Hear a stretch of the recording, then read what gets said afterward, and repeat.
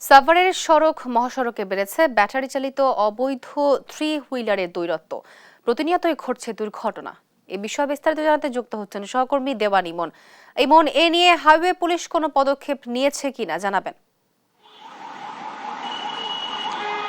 তো আমি যদি আপনাকে শুরুতেই বলি যে আমরা যেটি দেখেছি যে গতকালকে থেকেই হাইওয়ে পুলিশ এ বিষয়ে কার্যক্রম শুরু করেছে, তবে সেটি কিন্তু খুবই সীমিত।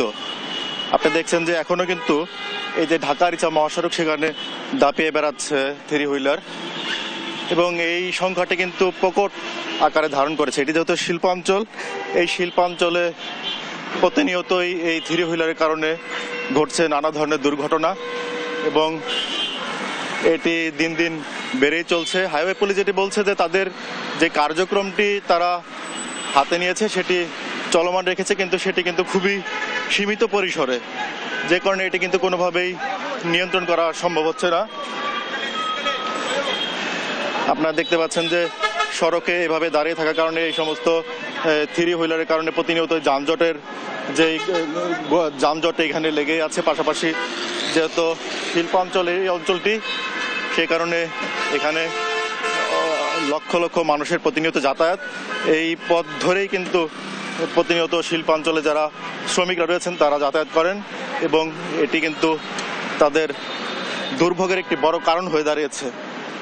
এই যে অটোরিকশাগুলো রয়েছে এগুলো প্রতিনিয়ত এই সড়কে অবাধে দাপিয়ে বেড়ার কারণে কিন্তু ঘটছে নানা ধরনের দুর্ঘটনা।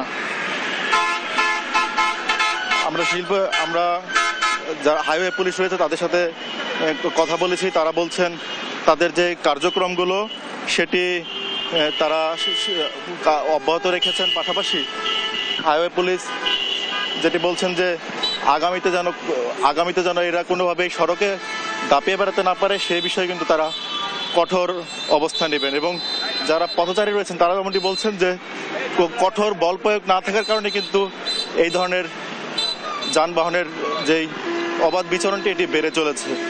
তো আগামীতে যেন তারা এই যানবাহন নিয়ন্ত্রণে যেন হাইওয়ে পুলিশ কঠোর অবস্থান নেয় সেটি কিন্তু স্থানীয়দের দাবি। আপনাকে ধন্যবাদ। সাভারের সড়ক মহাসড়কে বেড়েছে ব্যাটারি চালিত অবৈধ থ্রি হুইলারের দৌরাত্ম্য, এবং এ বিষয়ে বিস্তারিত জানাচ্ছিলেন আমাদের সহকর্মী দেওয়ান ইমন।